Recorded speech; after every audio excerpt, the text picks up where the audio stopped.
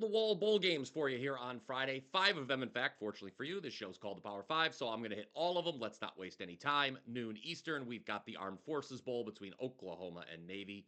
Suppose it's only appropriate that Navy would be involved in the Armed Forces Bowl. Clearly, though, the real story is the line move. One-way traffic here. Midshipman down to plus 2.5 after opening plus 9.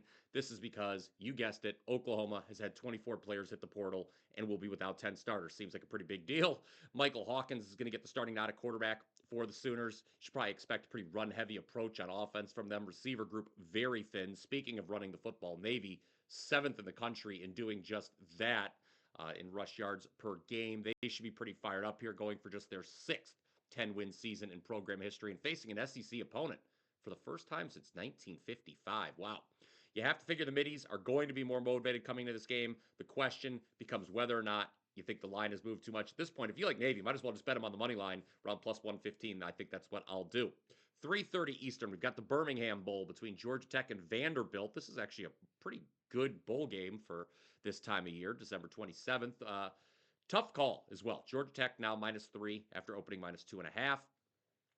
We've seen more movement on the total, which is down to 50 after opening 54.5. Georgia Tech has seen a couple of key players transfer, including leading wide receiver Eric Singleton.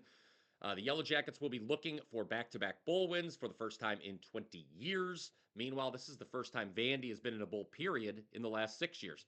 Two teams I feel you want to bet on as underdogs, led by quarterback Diego Pavia, the Commodores. Of course, 7-2 ATS this season when taking points, including 4, yes, 4 outright upsets. Since they're in the dog roll Friday, Vandy would be the side I lean towards there. 7 o'clock Eastern, Texas Tech and Arkansas in the Liberty Bowl. This total is all the way down to 52 after opening 59.5. And we've seen a change of favorite as well. Texas Tech, who opened plus 2.5, now laying -1.5. Lots of opt-outs for both sides here. Tech is going to be without 7 starters, including quarterback Morton, a freshman. Will Hammond will be starting under center. Also, we still don't know whether or not running back Taj Brooks is playing. Thus, if it seems strange that money is moving in the Red Raiders' direction, note Arkansas has had 27 players go in the portal and will be without 12 starters, including 3 offensive linemen, their top 2 receivers, and their leading rusher. Honestly, guys, I know you don't want to hear it, but I don't know how you make a play in this game. Too many question marks on both sides. Maybe an over, since that number has moved so much in the other direction, but there is a lot of missing talent at the skill positions. 8 p.m. Eastern, we've got the Holiday Bowl. Unlike the other 4 bowls today, which are all on ESPN, this one is on Fox. Not sure the executives at Fox too happy with Washington State right now because the Cougars are basically bringing a skeleton crew down to San Diego. They've had 28 opt-outs and could be without 13 starters, including their quarterback, the result of which biggest line move we've seen this entire bowl season. Syracuse has gone from -2.5 all the way up to -17.5. This is one of the biggest line moves we've seen for any bowl game ever. The Orange will be close to full strength for first-year head coach Fran Brown. You can bet the players remember getting blown out in a bowl last season, 45-0 by South Florida. Question is, do we really want to play Cuse at this number? My answer is not really. This is a spot, we talked about this in the UTSA Coastal Carolina game, where I think you want to explore the team total market, either Syracuse over its team total or Wazoo under its team total. I'm going to elect to do the former. That's Cuse over 39.5. Washington State's defense, even at full strength, was just 88th in the country in EPA per play allowed.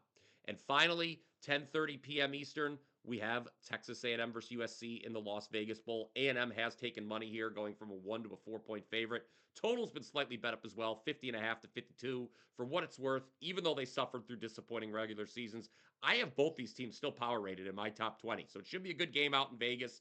This is where USC's season began with the outright upset over LSU in the opener. Now, of course, the Tigers did struggle in true road games this season, but A&M 0-4 ATS its last 4, 3-7 ATS last 10 overall. From a personnel perspective, USC is going to be thin at receiver. A&M is going to be thin along the defensive line. I'm likely releasing a client play on the side for this matchup, so head on over to wt.buzz/BP to pick that up, but wanted to give you guys something here. Let's look at the total. Slight lean to the over. All 3 USC bowl games under Lincoln Riley have gone that way. Let me do a recap for you here on Friday's bowls and what way we're looking. If you Noon Eastern, the Armed Forces Bowl. If you like Navy, play them on the money line at this point. Birmingham Bowl, 3:30 Eastern. Georgia Tech and Vandy, those are 2 teams You want to bet getting points. Vandy's the one getting points here, so that's how I'd look. 7 Eastern, Texas Tech and Arkansas in the Liberty Bowl. Very, very difficult game to call. As I said, maybe an over just to punch back at the market.